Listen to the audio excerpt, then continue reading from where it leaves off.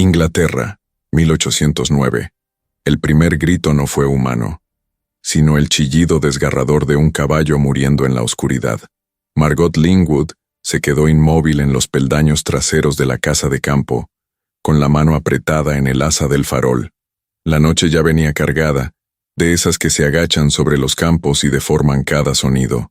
Desde la tarde las nubes negras amenazaban lluvia. Ahora el viento se había levantado, merodeando por las esquinas de la casa de piedra y colándose por los setos. Estaba a punto de echar el cerrojo a la puerta de la cocina, cuando aquel sonido terrible atravesó los páramos. Después vino otro, madera astillándose, un estruendo pesado cayendo fuera del camino. Y luego, por un segundo, silencio. Margot dejó el farol en el suelo solo para alcanzar el chal de la percha. El aire de octubre atravesó la fina tela de su vestido cuando salió al patio. Más allá del muro de piedra, sus campos no eran más que una masa más oscura contra el cielo cargado de nubes. El camino embarrado hacia el pueblo era una cinta pálida que se perdía en la distancia. Esa noche no sonaban violines en la posada, ni rodaban ruedas de carro tan tarde. Lo que fuera que había sonado, no pertenecía a esa noche. Saltó el muro con la agilidad de alguien acostumbrada a la tierra, levantándose la falda con una mano, mientras en la otra sujetaba el farol que oscilaba. La tierra húmeda se pegaba a sus botas mientras avanzaba a medio trote, medio carrera hacia el camino. Años de trabajar el campo le habían dado equilibrio en el terreno traicionero. Aún así, resbaló más de una vez, soltando maldiciones que su padre, en vida, habría fingido no oír. El vizconde Lingwood llevaba 5 años muerto. Ya nadie fingía nada por ella. El viento trajo entonces otro sonido, el resoplar ronco desesperado de un caballo en agonía. Luego un golpe seco. Y otra vez. Nada. Margot apresuró el paso, el aliento formando nubes frente a su rostro. El seto que bordeaba el camino se alzó delante de ella, oscuro y enmarañado. Cuando llegó hasta allí, le alcanzó un tintineo metálico apenas audible, seguido de un llanto tenue, quebrado, demasiado agudo para ser de un adulto. Un bebé. El corazón de Margot se encogió. Empujó las ramas hasta abrirse paso al camino, y casi tropezó al salir. El farol trazó un pequeño círculo de luz que brillaba sobre el barro mojado y restos desparramados. Por un momento no vio más que huellas profundas y la sombra irregular de la zanja. Alzó más el farol. El carruaje yacía de costado en la cuneta, una rueda todavía girando lentamente en el aire. Las correas del arnés colgaban rotas, como serpientes muertas. Un caballo yacía inmóvil, con las patas torcidas en un ángulo imposible. El otro estaba atravesado sobre el camino, el pecho aún estremeciéndose en los últimos estertores. Cristales rotos brillaban en el barro como escarcha. Un olor acre a licor derramado se mezclaba con el aroma dulce de vegetación machacada, y otro más oscuro, metálico. Sangre. Margot tragó el impulso de darse la vuelta y correr hacia la seguridad de su cocina caliente. El bebé volvió a llorar. Avanzó. Cuanto más se acercaba, más detalles revelaba la luz. El cochero yacía junto al camino, arrojado lejos por el impacto. Su sombrero rodaba un poco más allá. Su cabeza, mejor no mirarla demasiado. Un poco más lejos otro hombre con librea estaba boca abajo en el agua de la zanja, una mano extendida aún hacia el carruaje, como si hubiera intentado protegerlo en un último gesto inútil. Margot había visto animales muertos, no tantos hombres. Se obligó a no mirarles el rostro. El carruaje crujía a medida que su peso se recolocaba, la madera protestando.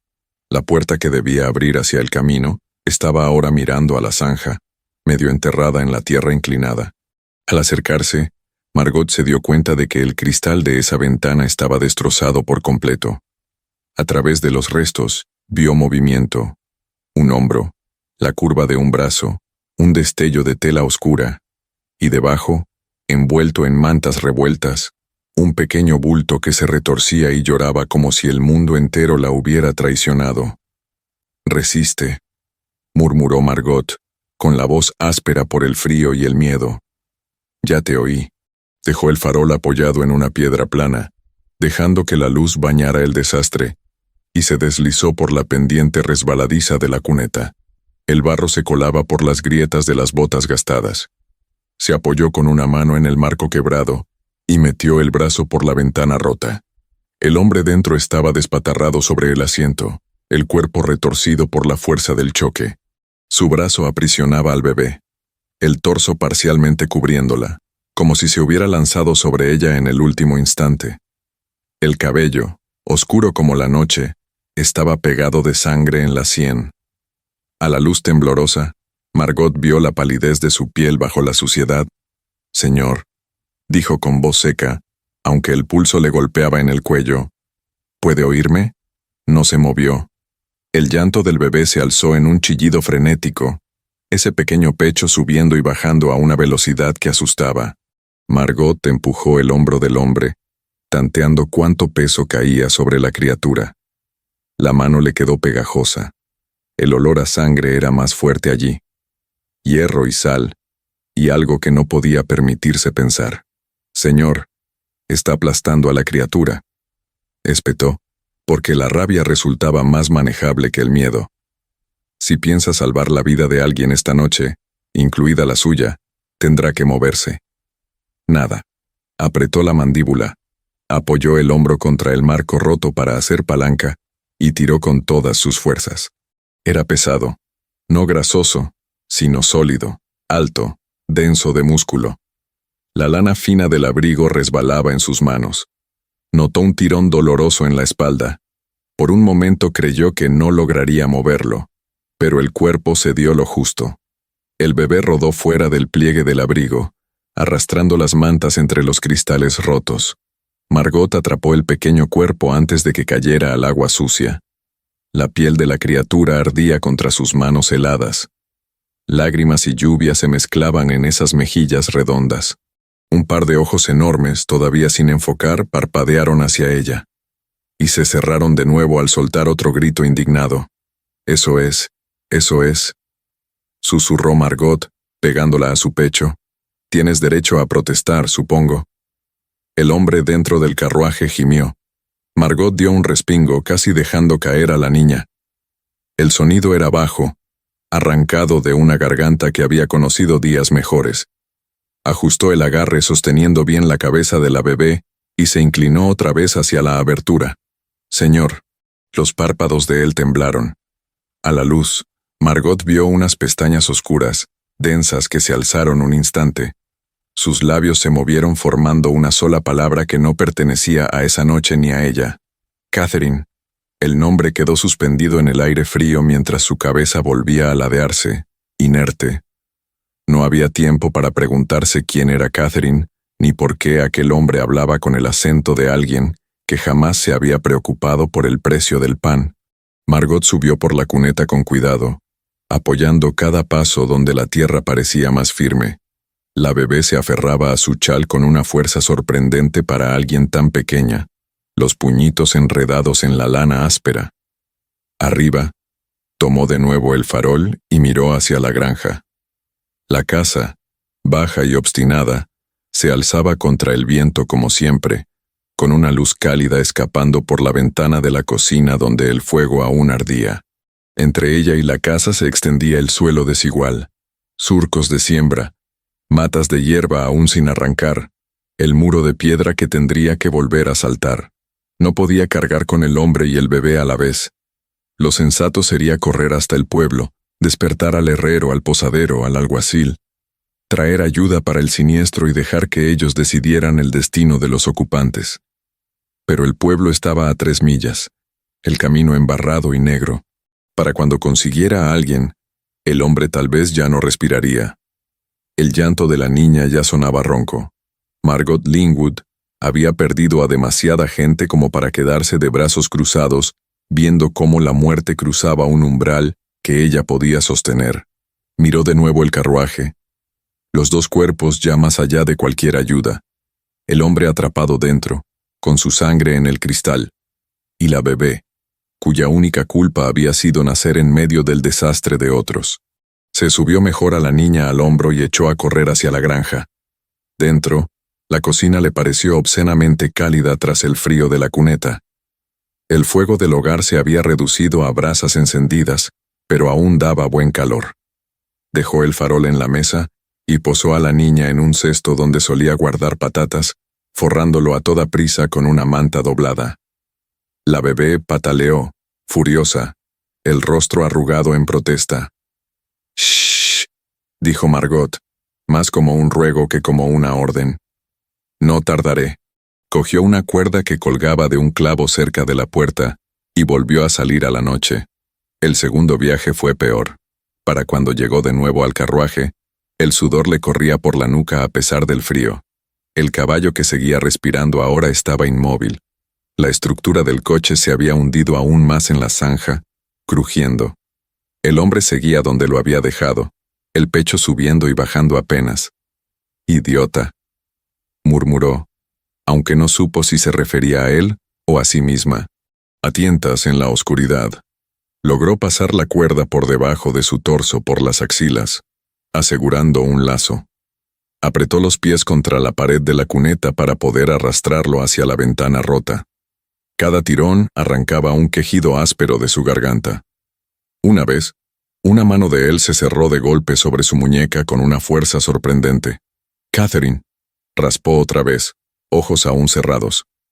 «No soy Catherine», replicó Margot entre dientes. «Y si no se queda quieto, se va a desangrar antes de salir de aquí». Él soltó su muñeca. No dijo nada más. Sacarlo del carruaje le costó hasta la última gota de fuerza que le quedaba. 2 veces perdió pie y resbaló de nuevo hacia abajo, arañándose las manos, con los pulmones ardiendo.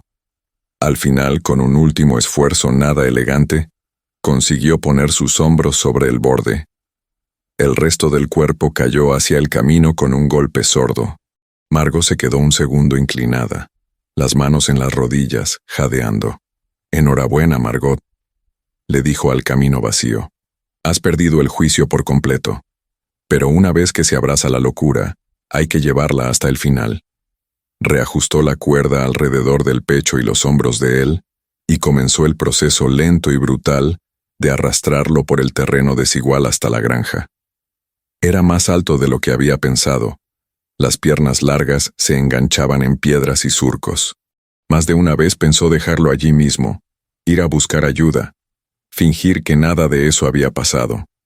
Cada vez, el recuerdo del llanto de la niña y la forma en que ese cuerpo se había curvado sobre ella, recibiendo el golpe del choque, le empujó a seguir.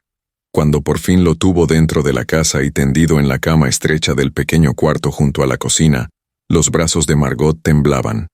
La falda estaba manchada de barro, las mangas, de sangre. La luz de la vela parpadeó sobre el rostro de él cuando ella se enderezó, dándole por primera vez una mirada clara. No era guapo en el sentido suave y encantador de ciertos caballeros jóvenes que ella había visto en la mesa de su padre años atrás. Sus rasgos eran más fuertes: pómulos marcados, nariz recta, mandíbula obstinada, incluso inconsciente. Un mechón de cabello oscuro le caía sobre la frente, mezclado con sangre seca. Sin esa mancha brutal, habría parecido cada pulgada el noble que su ropa sugería. La ropa estaba arruinada. El abrigo desgarrado del hombro, la lana fina manchada, la camisa pegada al pecho por la mezcla de lluvia y sangre. Tendría que cortarla para ver bien la magnitud de las heridas. El llanto de la niña desde la cocina le recordó que ahora tenía 2 vidas sobre sus hombros, no una.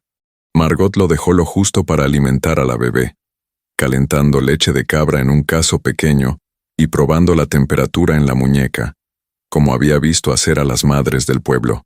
La niña se aferró al paño improvisado con una determinación feroz, succionando tan fuerte que la leche se escapó por las comisuras de la boca. Margot la limpió con la punta de la manta, estudiando el pequeño rostro. Unos ojos azules la observaban, más claros ya, enmarcados por mechoncitos de pelo claro pegados a la frente. No vio moratones en la piel expuesta. No hubo llanto de dolor cuando palpó con cuidado piernas y brazos. «Tú sí que estás decidida a vivir», susurró. La niña respondió con un hipido y un suspiro. dejando que el sueño pesado del vientre lleno la venciera. Cuando al fin durmió, Margot la acomodó con cuidado en el cesto y volvió al cuarto. Desabrochar la camisa de un caballero no era lo que había planeado hacer esa noche. Lo afrontó con la misma eficiencia con la que hacía cualquier tarea. Los primeros botones salieron fácilmente. El resto hubo que cortarlos. La sangre los había pegado. Al separar la tela soltó un silbido bajo. El pecho estaba lleno de hematomas, sobre todo en un costado donde casi seguro había costillas rotas. El hombro presentaba un enorme moretón, el costado izquierdo, otra mancha oscura. Un corte poco profundo en la parte alta del brazo había sangrado bastante, pero no era grave. Lo peor seguía siendo la herida en la sien. La piel abierta donde había dado contra algo duro. La sangre se había coagulado, pero el abultamiento bajo la piel le preocupaba. Margot no tenía formación de cirujano. Lo que sabía venía de observar a la curandera del pueblo durante la enfermedad final de su padre y de años de curarse a sí misma. Aún así, algunas cosas eran universales. Limpió la sangre más gruesa con agua templada y un paño. Untó un ungüento que guardaba para cortes y golpes, y vendó como pudo. Él no despertó. Solo murmuró alguna palabra incoherente cuando tuvo que girarlo un poco para colocar sábanas limpias bajo su espalda. El nombre volvió a salir mezclado con lo que podía ser disculpa, súplica o maldición. «Quienquiera que seas, Catherine», murmuró Margot. «Podrás encargarte de sus delirios sentimentales cuando sea capaz de salir por esa puerta. Si llegaba a vivir tanto». Le revisó la respiración una vez más antes de atizar el fuego y regresar a la cocina. La niña dormía, las mejillas redondas apoyadas contra la manta enrollada que hacía de almohada. Afuera, el viento había cambiado, trayendo gotas finas de lluvia contra los cristales. Margot echó el cerrojo a la puerta. Por la mañana tendría que volver al sitio del choque, ver qué hacer con los cuerpos de los caballos, mandar palabra al pueblo para que se encargaran de los muertos, decidir cuánto de la verdad se atrevía a contar. Un carruaje sin blasón visible, un noble atacado en mitad de la noche, una bebé sin nombre puesta en sus brazos. Era el tipo de historia que atraía curiosidad como la nieve atrae más nieve en una ladera. Por esa noche, no podía hacer más que vigilar. Arrastró una silla hasta un punto desde donde podía ver tanto la puerta del cuarto como el cesto de la niña. El sueño, cuando llegó, fue ligero, nervioso. Pero Margot Lingwood ya había resistido muchas tormentas. Se envolvió mejor el chal, escuchó la respiración del hombre y de la niña, y esperó al amanecer. El hombre no despertó en 3 días. Margot lo mantuvo con vida a fuerza de agua gota a gota entre los labios resecos, caldo entibiado con paciencia, y vendas cambiadas cada vez que se ensuciaban.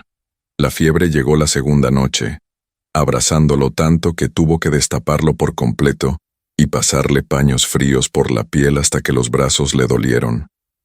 Se agitó, casi golpeándola, murmurando cosas sin sentido. Catherine, la hacienda, algo de York. Palabras encadenadas por un delirio que ella no alcanzaba.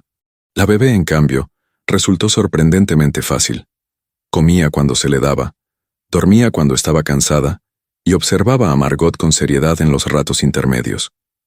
Al segundo día, Margot improvisó un portabebés con un chal viejo y la llevó colgada al pecho mientras trabajaba.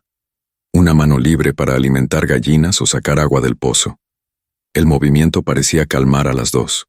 Fue al amanecer después de aquella primera noche cuando Margot regresó al lugar del siniestro, llevando al caballo de tiro por si había algo que salvar. No lo había. Ambos animales estaban rígidos, los cuerpos hinchados por el frío y las lesiones. Los 2 hombres seguían donde cayeron. Margot les cubrió los rostros con su delantal y caminó hasta la granja más cercana para avisar al alguacil. Antes del mediodía, un grupo de aldeanos se había congregado junto a la zanja, murmurando, especulando. Margot contó solo lo imprescindible. Había oído el choque, había encontrado los restos, había llevado a los supervivientes a su casa.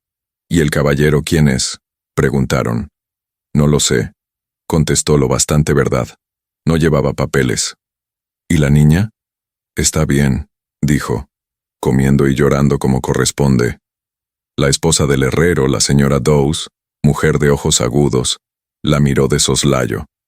Un caballero y un bebé solos en un carruaje por la noche, murmuró. Qué asunto tan extraño. Extraño o no, necesitaban ayuda, replicó Margot sin bajar la vista.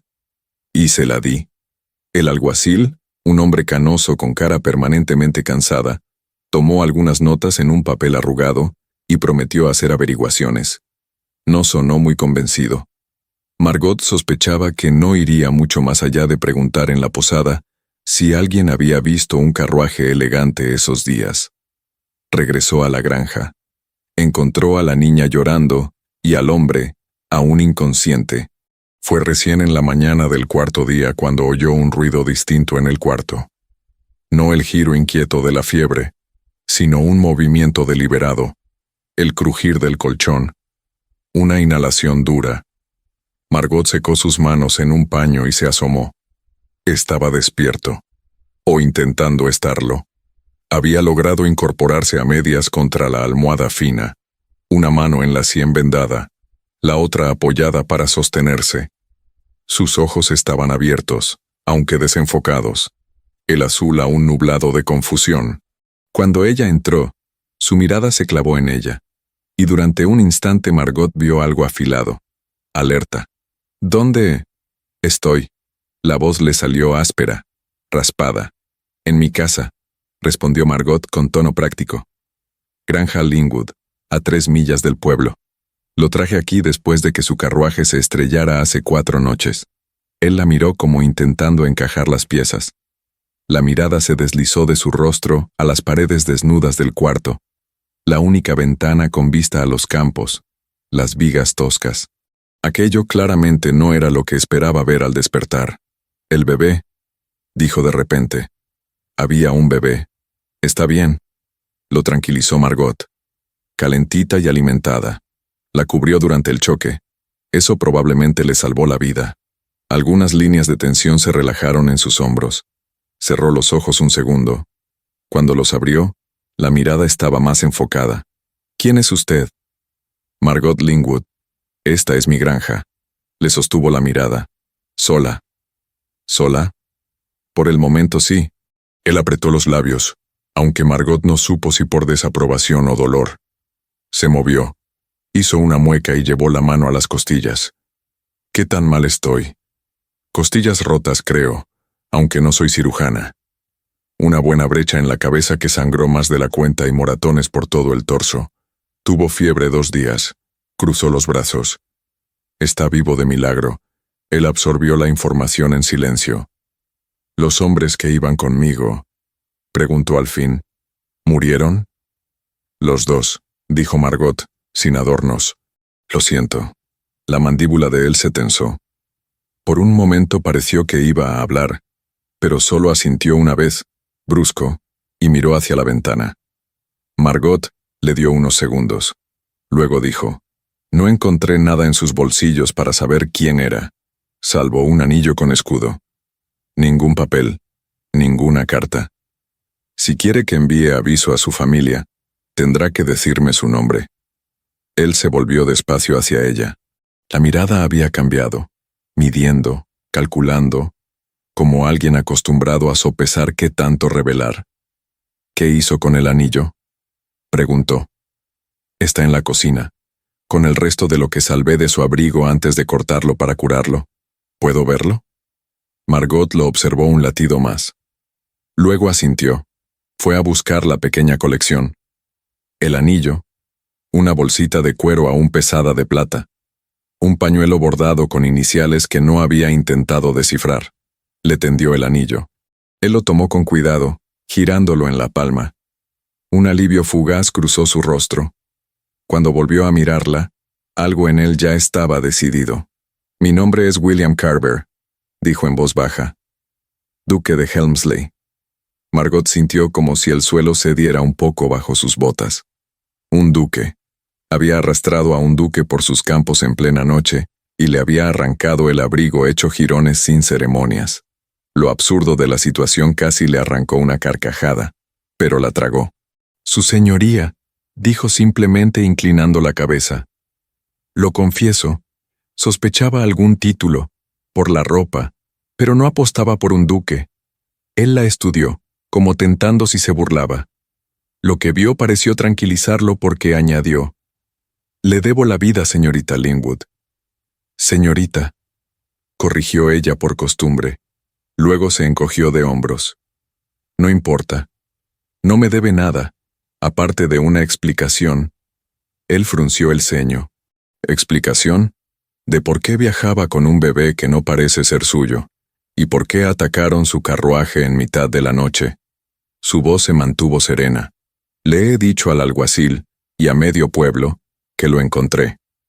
Antes de que empiecen las preguntas, prefiero saber qué respuestas puedo dar. William Carver, duque de Helmsley». La miró largo rato. Luego recostó la cabeza en la almohada. «Regresaba de York», empezó. «Negocios que requerían mi presencia. El viaje debía ser rutinario. Estábamos a unas 10 millas de mi propiedad cuando nos atacaron. ¿Quién? Hombres a caballo. 3, quizá 4. No los vi bien». Miró al techo. Salieron de la nada, bloqueando el camino. El cochero intentó bordearlos. Oí gritos, el disparo de una pistola, creo. Los caballos se desbocaron. Margot esperó. En medio del caos, continuó, apareció una mujer junto al carruaje. No sé de dónde salió. Corría a nuestro lado, aunque los caballos iban ya fuera de control. Abrió la puerta a la fuerza.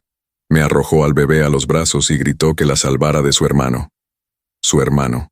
Eso dijo, afirmó. Y luego desapareció. Se esfumó en la oscuridad. Los jinetes seguían detrás. Grité al cochero que nos sacara de allí. Lo intentó.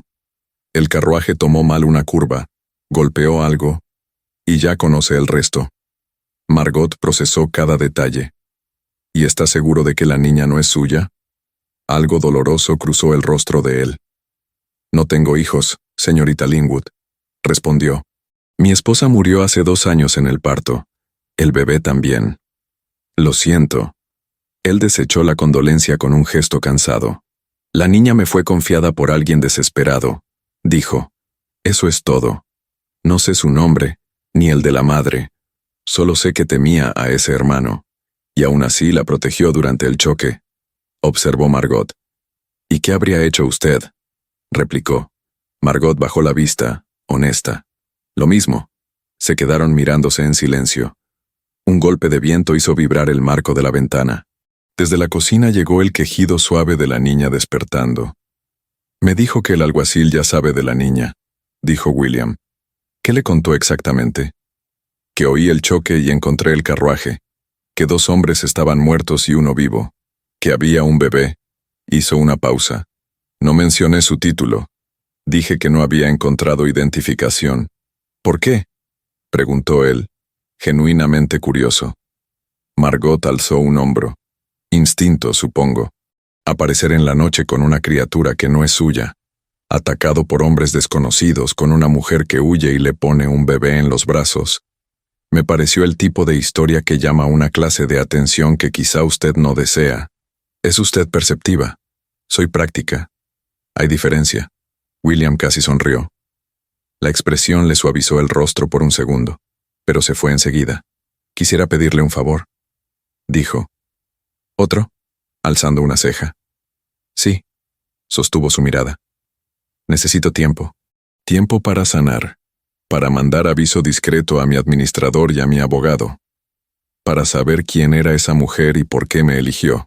Si corre la voz de que el duque de Helmsley yace herido en su casa con una criatura encontrada, habrá preguntas que aún no puedo responder.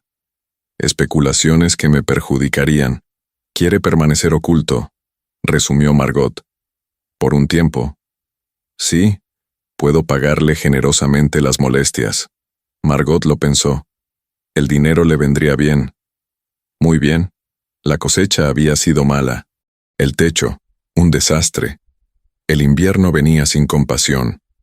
Pero había más cosas en juego. Si acepto, dijo despacio, y descubren que lo he escondido sin avisar a las autoridades, la que verá su reputación arrastrada por el barro seré yo, no usted. Y ya me queda poca que perder. ¿Qué quiere decir?, preguntó él.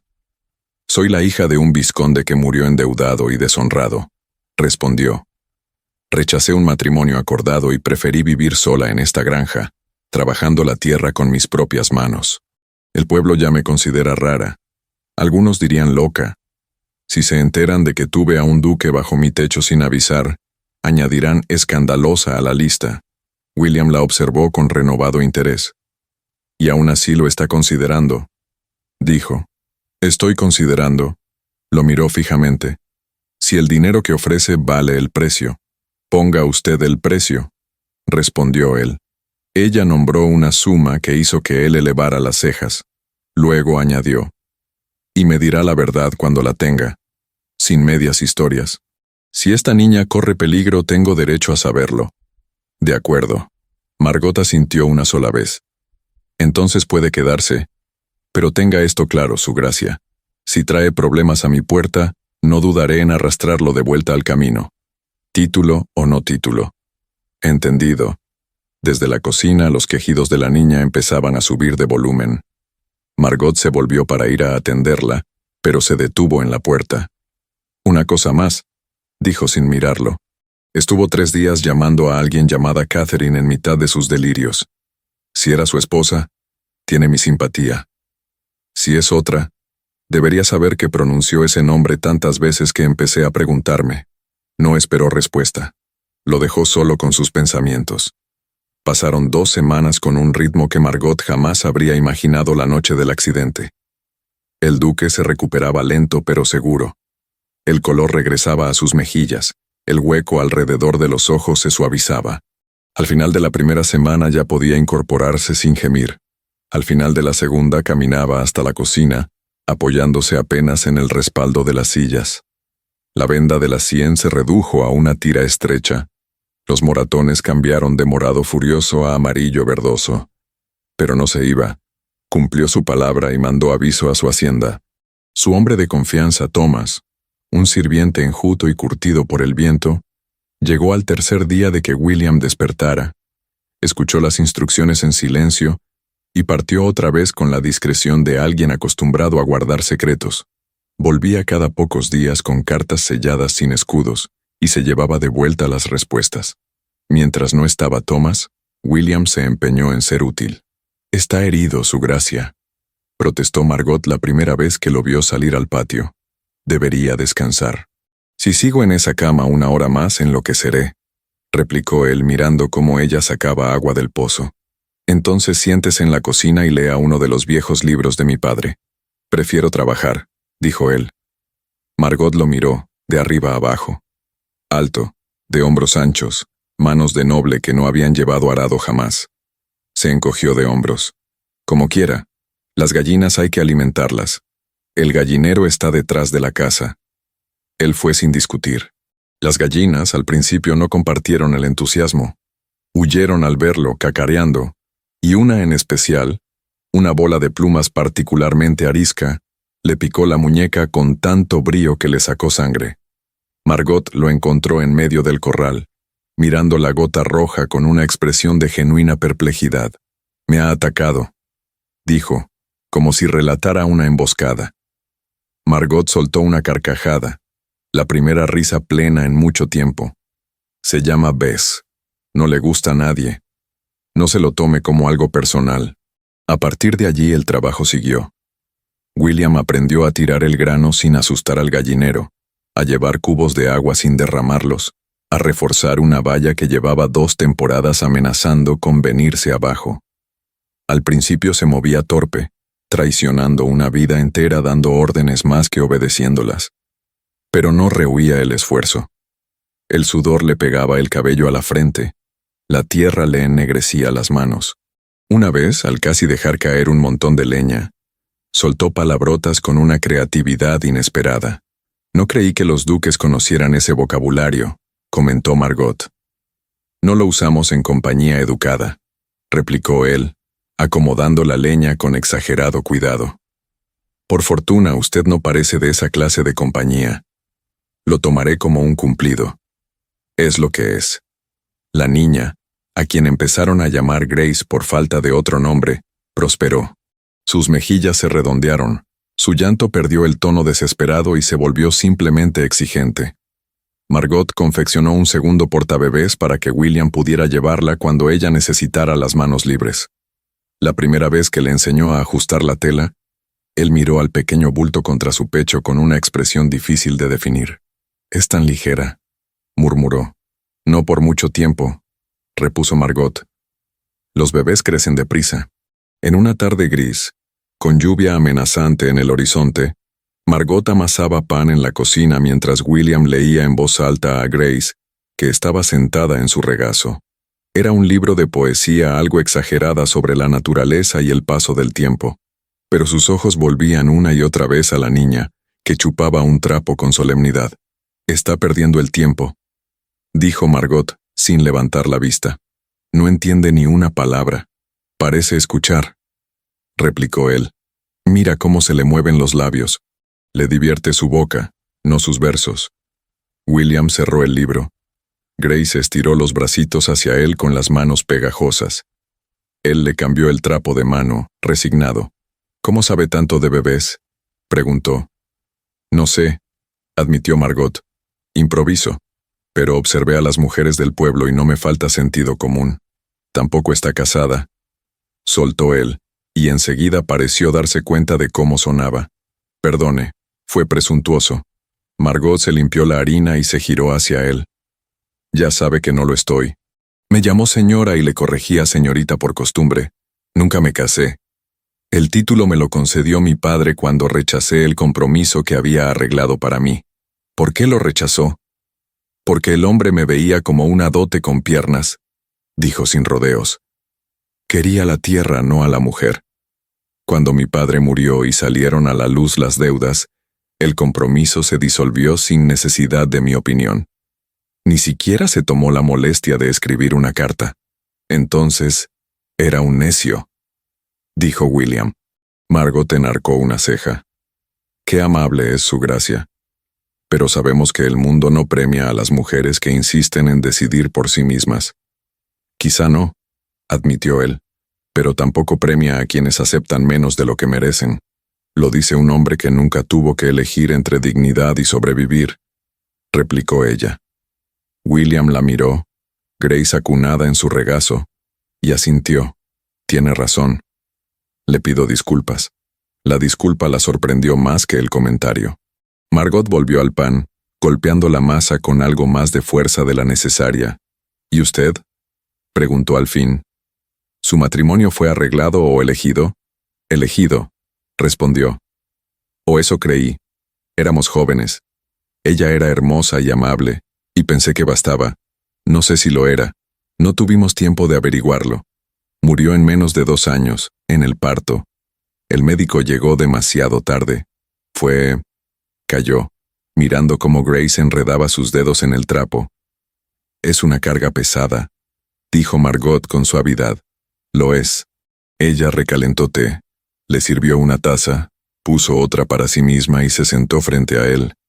Grace empezó a quejarse. Margot la tomó. William se la cedió con una práctica que delataba repetición. «Thomas trajo más cartas hoy», dijo él al verla preparar el biberón.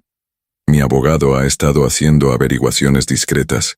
Hay rumores». «¿De qué clase?» «De un hombre llamado Edmund Fairmont, Lord Fairmont, aunque es un título menor». Su voz se endureció. «Está preguntando en York por una mujer viajando sola con un bebé, por ataques a carruajes en los caminos del norte. Todo encaja demasiado bien con nuestro accidente». Margot levantó la vista, alerta. «Está buscando a Grace. Eso parece. Tiene fama turbia. Negocios en la frontera de la ley, socios poco escrupulosos. Si la mujer que huyó era su hermana, Clara Ara, tenía buenos motivos para tener miedo.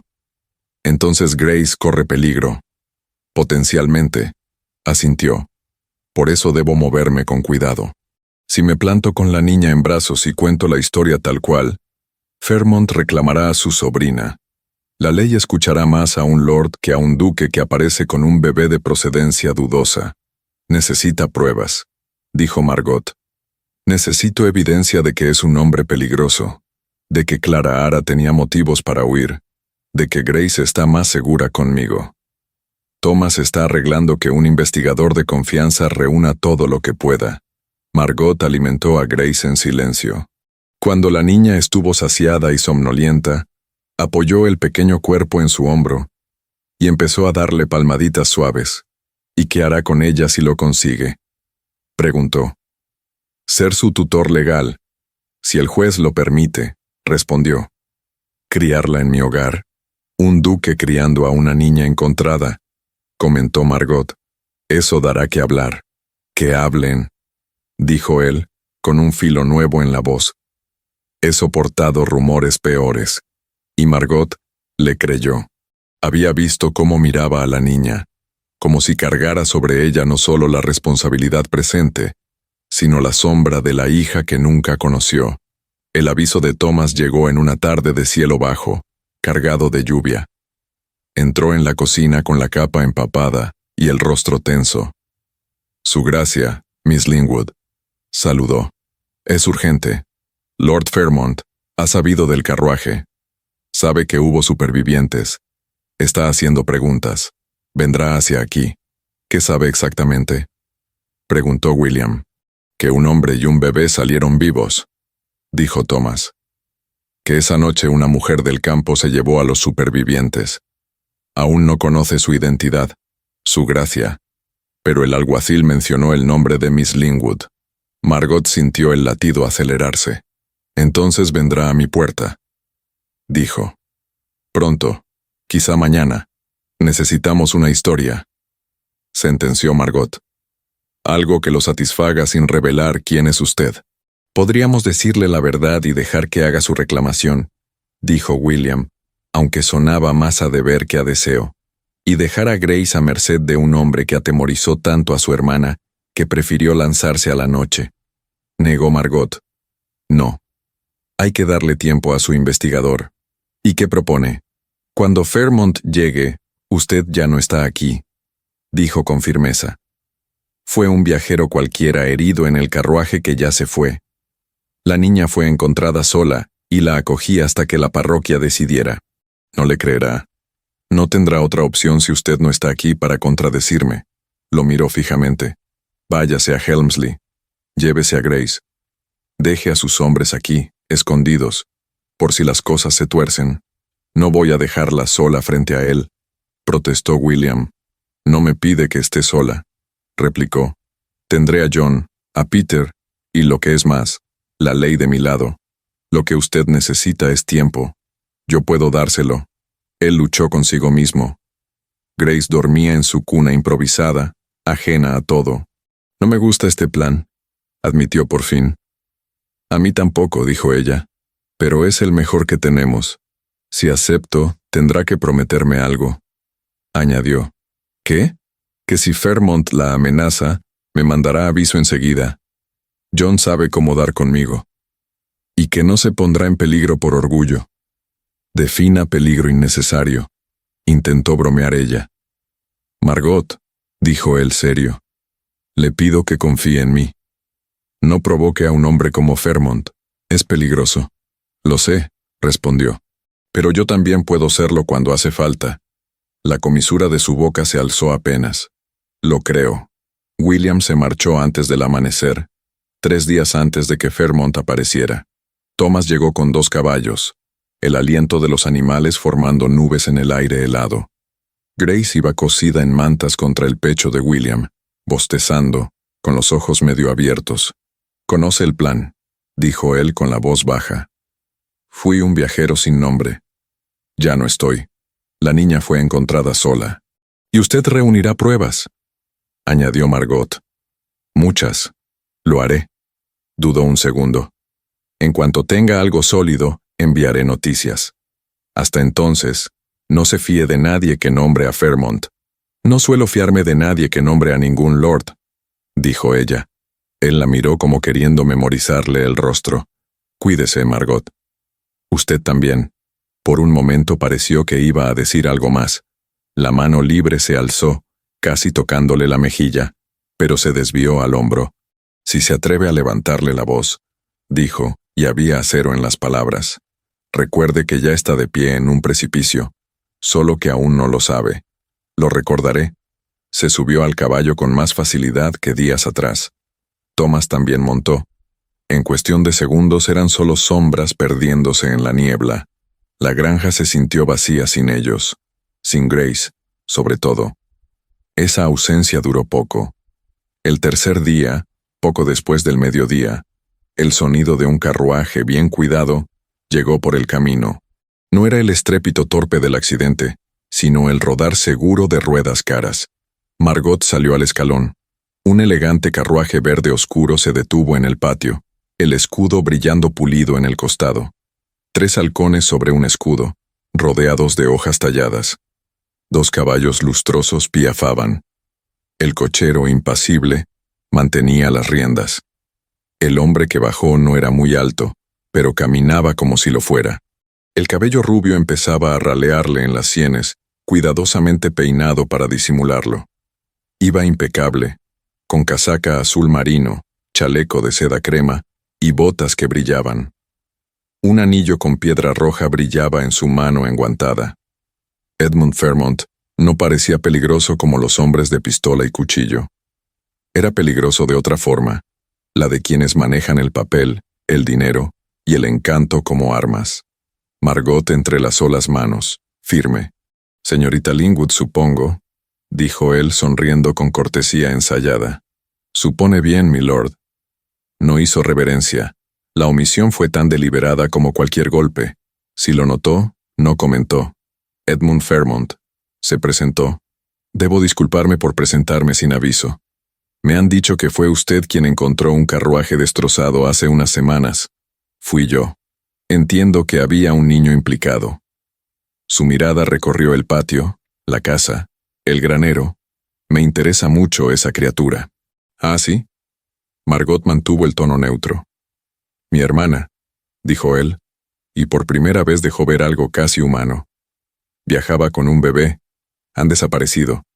Tengo motivos para creer que ese niño es mi sobrina». Margot recordó el testimonio del sirviente del que hablaba William. La bofetada, el grito, la amenaza. «¿Su hermana?», repitió. Lady Clara Fairmont, sí. Su mandíbula se tensó. Ha estado enferma durante un tiempo, impulsiva. Dejó la casa familiar en circunstancias lamentables. Puede imaginar mi preocupación cuando su carruaje apareció volcado, sus ocupantes desperdigados. «En el lugar no había ninguna mujer», respondió Margot. «Solo 2 hombres, ambos muertos». «¿Y después?» Sus ojos se entrecerraron. «¿No hallaron el cuerpo?» «No que yo haya visto. El alguacil rastreó los alrededores. Si había una dama, no murió allí». Los dedos de Fairmont se movieron apenas. «¿Y el niño?» Margot tomó aire. «Encontré a una bebé cerca del carruaje», dijo. «Sola. La llevé conmigo». «¿Y ahora?», preguntó demasiado rápido. «¿Dónde está?» «Con la nodriza de la parroquia», repuso Margot. «El vicario vino cuando se enteró. Dijo que la iglesia se haría cargo hasta encontrar una solución». «Una expósita», bufó Fairmont. «Hija de alguna mujer sin nombre puesta a cargo de la caridad. Es mejor que abandonarla en una zanja», replicó Margot sin alzar la voz. Él soltó una risita breve. «Veo que tiene opiniones firmes. He visto lo que pasa cuando los vulnerables quedan en manos de quienes los consideran un estorbo», replicó. «Si eso la incomoda, quizá el problema no sea mío». Durante un segundo, sus miradas se midieron. Ella vio frustración, pero también cálculo, la evaluación fría de un obstáculo inesperado.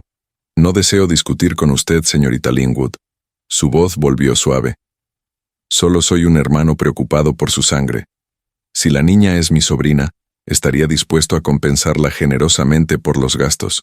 «Tomaré nota de su generosidad», contestó Margot, «pero ya se encuentra bajo la tutela de la iglesia». Si quiere reclamarla, deberá hacerlo ante el magistrado. Como todo el mundo.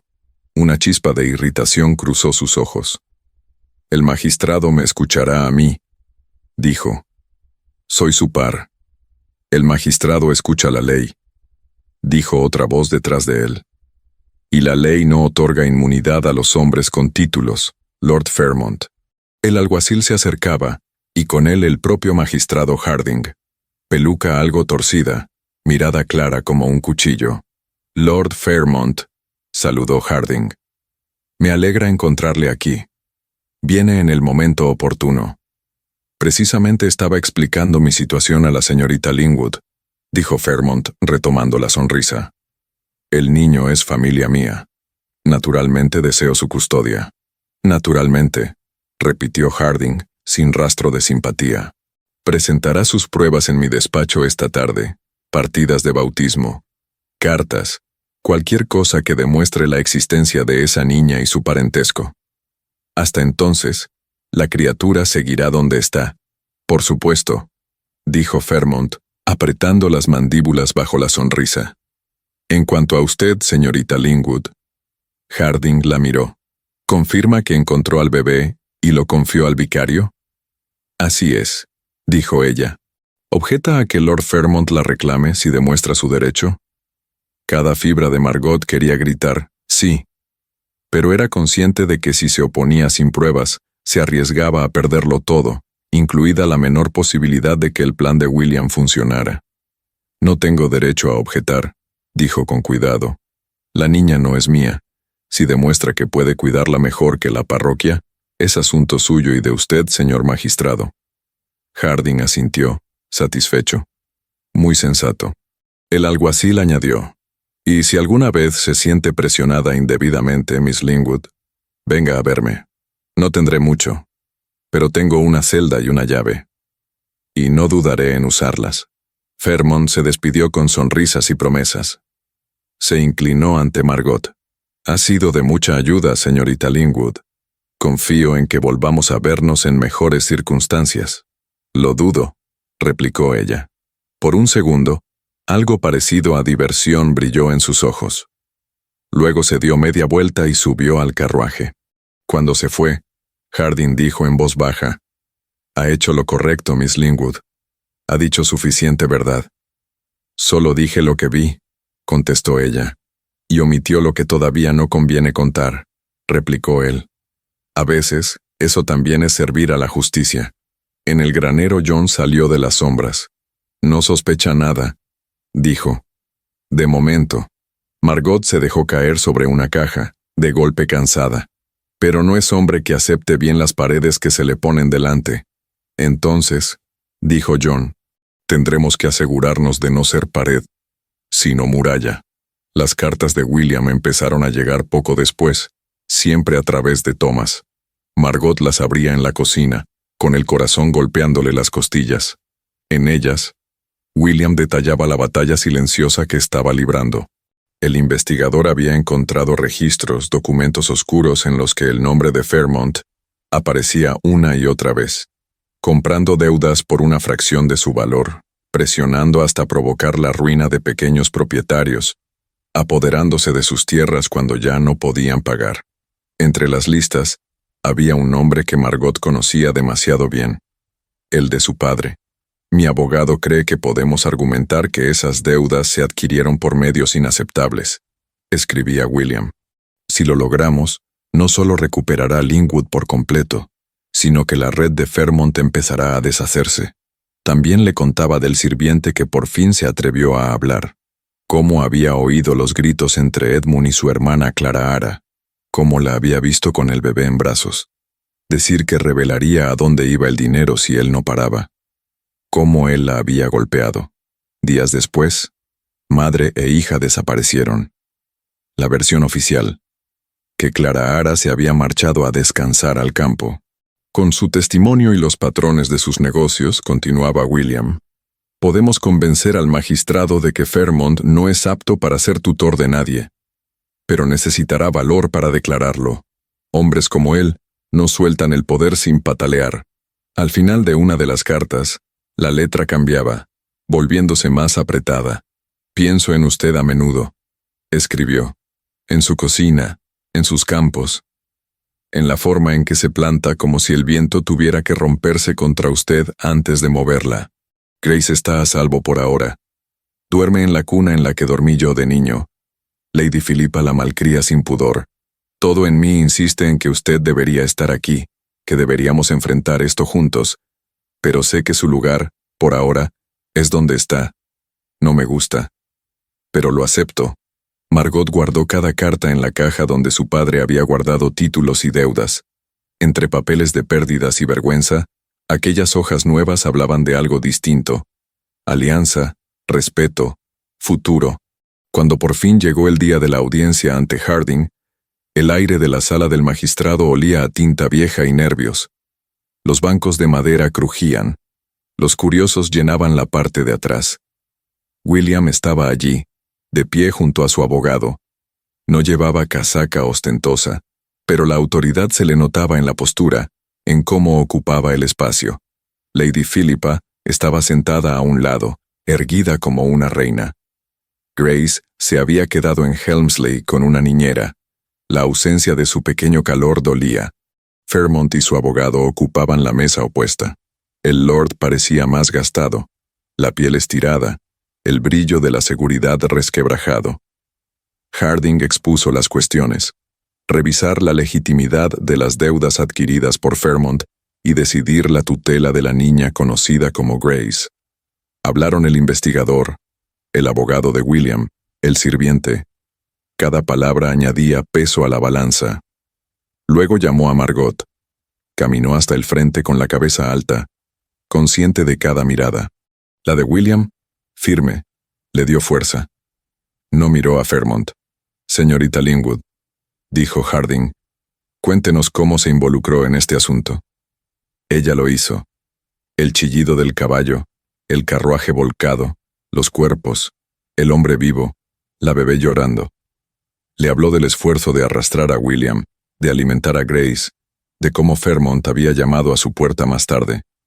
No adornó ni suavizó.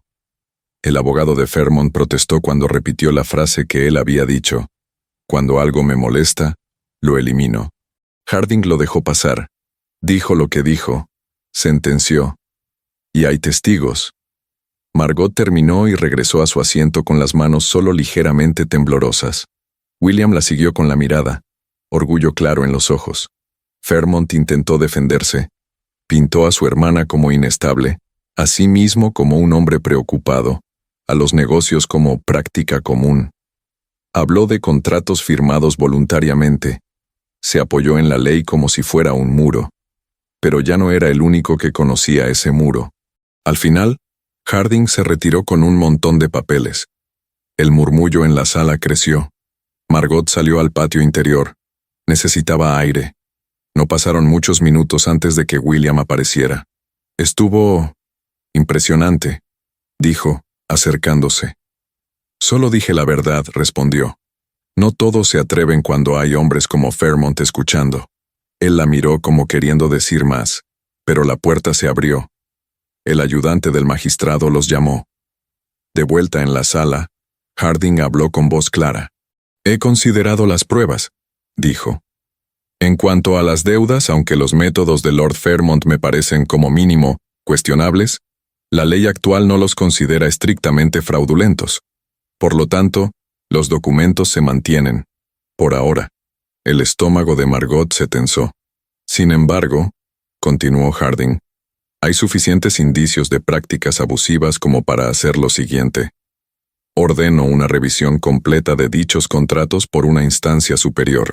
Hasta entonces, toda acción de cobro queda suspendida. Ninguna propiedad, incluida Linwood, podrá ser embargada. Fairmont se puso rígido. No puede... Puedo, lo interrumpió Harding. Y lo he hecho. Pasó a otro pliego. En cuanto a la custodia de la niña, los testimonios sobre el carácter de Lord Fairmont, especialmente su trato hacia su hermana, me parecen profundamente preocupantes. No bastan para un proceso criminal, pero sí para dudar de su idoneidad como tutor. A partir de hoy, y hasta nueva orden, Se le prohíbe legalmente reclamar custodia sobre la menor. En cambio, acepto la petición del duque de Helmsley para asumir su tutela. Un murmullo recorrió la sala. Fairmont se puso pálido de rabia. «Esto es un atropello», escupió. «¿Me arrebata a mi propia sangre por el capricho de un duque y el testimonio de una campesina?» «No», dijo Harding frío. «Se lo arrebata su propio comportamiento.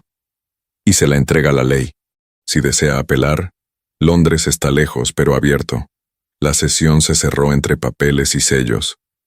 Fairmont salió del lugar como una tormenta, dejando tras de sí el olor rancio de amenaza. Cuando el ruido se hubo calmado, William se acercó a Margot. «Se acabó», dijo en voz baja. «Por ahora», respondió ella.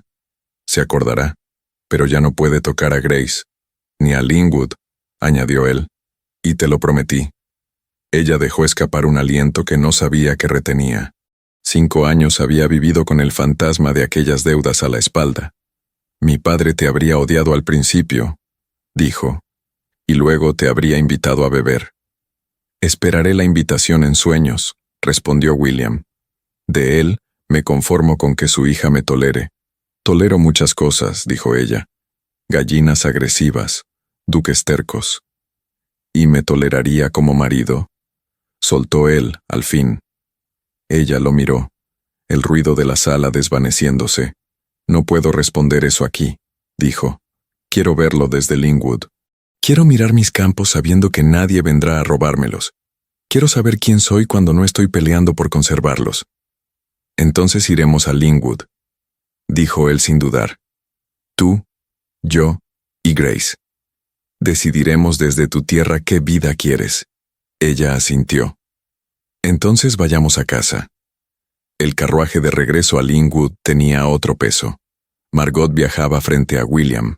El cuero crujía bajo ellos. El paisaje familiar desfilando tras el cristal, el seto, el riachuelo, el muro de piedra. Grace dormía en una cesta a su lado, la mano pequeña asomando por la manta. «Estás callada», dijo William. «Estoy pensando. Actividad peligrosa», bromeó. «¿En qué?» «En entrar en mi cocina sin preguntarme si un hombre vendrá con papeles para reclamar mi vida», respondió. «En sembrar sin calcular cuánto de la cosecha será para mí y cuánto para otros. En lo que significa por primera vez poder elegir quedarme por gusto y no por obligación. Si eliges quedarte», dijo él, «no será porque no tengas opción. Tendrás Helmsley, me tendrás a mí, si nos quieres». Ella sostuvo su mirada. «Para eso vamos a Linwood», respondió. «Para saberlo». Cuando el coche cruzó el arroyo que marcaba el límite de la propiedad, Margot sintió algo liberarse dentro.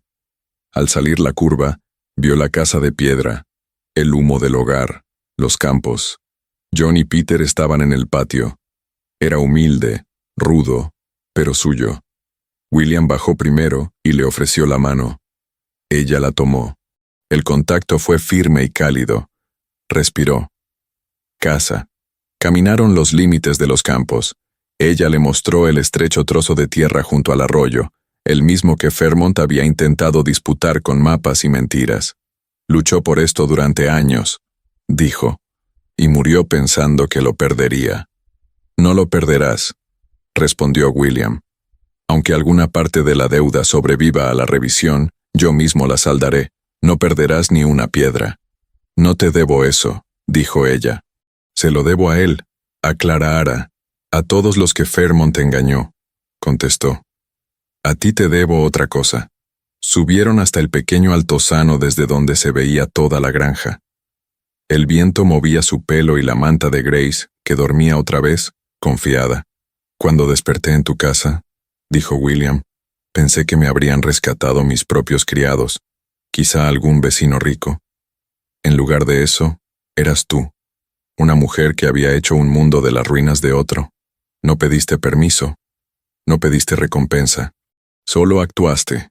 «Lo llamo cabezonería», replicó Margot. «Yo lo llamo fuerza, y es lo que quiero a mi lado». La miró de frente. «Quiero que te cases conmigo, Margot, no solo por Grace, ni por gratitud, sino porque desde esa noche Todas las decisiones que tomo te tienen en cuenta. Quiero que Helmsley sea tan tuyo como Linwood. Quiero que nuestros hijos crezcan sabiendo que su madre no se arrodilla ante hombres que no lo merecen, ni siquiera si llevan coronas. Ella respiró hondo. El viejo miedo se alzó. El recuerdo de promesas rotas, de contratos, de manos extendidas para luego soltarse.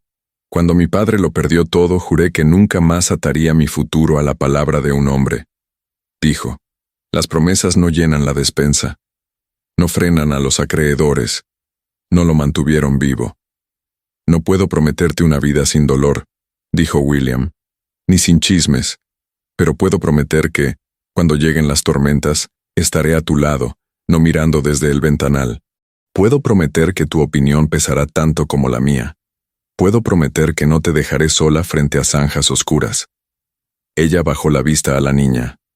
Grace abrió los ojos justo entonces. Miró primero a Margot, luego a William. Parecía, de alguna forma, expectante. Margot alzó la vista otra vez. Muy bien, dijo. Sí.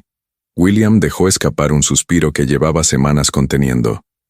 No la arrebató en brazos.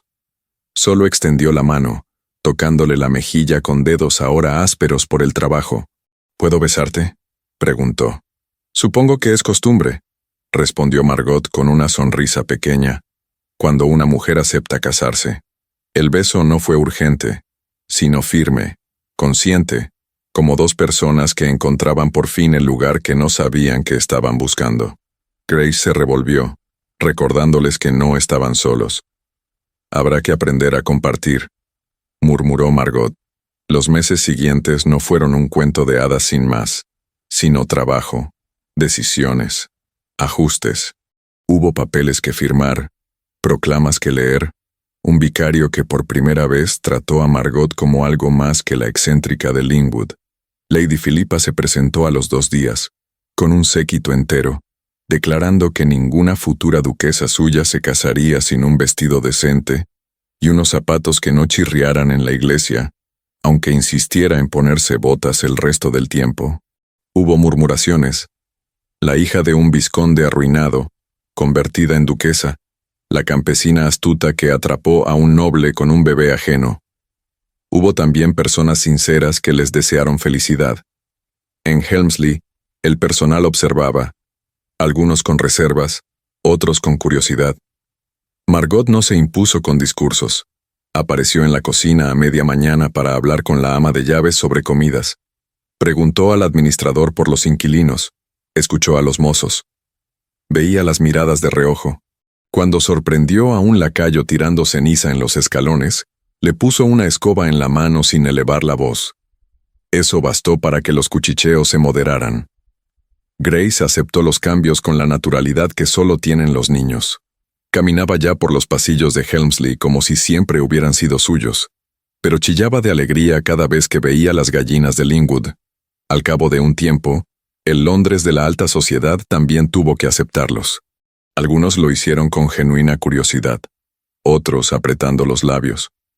Lady Hartwell, la más influyente entre las damas, le preguntó directamente, ¿Es cierto que usted trabajaba la tierra con sus propias manos, duquesa? Lo es, respondió Margot. Alguien tenía que hacerlo. De promesas no se come. La sala entera contuvo el aliento. Luego, Lady Hartwell sonrió. Creo que me caerá bien, dictaminó. Tiene columna. William contribuyó con su propio estilo de rebelión discreta. No permitió que nadie hablara de Margot como la de Linwood en su presencia. Siempre era la duquesa o Miss Linwood que me salvó la vida. Los niños llegaron. Primero James, en una noche de nieve en que William revivió todos sus antiguos miedos, hasta que el llanto fuerte del bebé llenó el cuarto y el médico sonrió. Luego quizá otros, años más tarde, cada uno añadiendo su propia luz a Helmsley y Linwood. Cuando por fin llegó la noticia definitiva de que las deudas adquiridas por Fairmont quedaban anuladas, el magistrado Harding mandó una carta corta. Linwood es suyo, todo suyo. En una tarde tranquila, Margot se encontró de nuevo en el mismo alto desde el que había aceptado casarse. James jugaba con Grace en la hierba. William estaba a su lado. Al final, dijo ella, arrastrar a un hombre inconsciente fuera de una zanja no fue tan mala decisión. Para mí fue la mejor noche de mi vida, respondió William, aunque mis costillas no estén de acuerdo. Margot rió, apoyando la cabeza en su hombro. La casa de piedra, los campos, el camino, Helmsley más allá, todo se extendía frente a ellos. No eran mundos separados ya, sino uno solo, tejido entre dos personas que habían aprendido a no rendirse. Grace gritó algo alegre cuando James la alcanzó. El sonido llenó el aire, mezclado con el canto lejano de algún pájaro. Margot pensó en su padre, en su juramento de no depender jamás de un hombre. Pensó en la muchacha que arrastró a un desconocido, en la mujer que ahora compartía la carga con ese hombre. Cerró los ojos un segundo y dejó que el viento le rozara el rostro. No había príncipes azules, había duques testarudos, vacas que no querían ordeñarse, pañales que cambiar, vecinos impertinentes, cartas que escribir, decisiones que tomar juntos. Había noches de preocupación y días de risa. Había sobre todo elección. Cuando al caer la noche cerró la puerta de Helmsley, con las estrellas brillando fuera y las risas de sus hijos dentro, Margot supo que todas las promesas rotas del pasado se quedaban fuera, al otro lado del umbral. Lo que había construido con William no era un cuento de hadas, era algo mejor. Era suyo.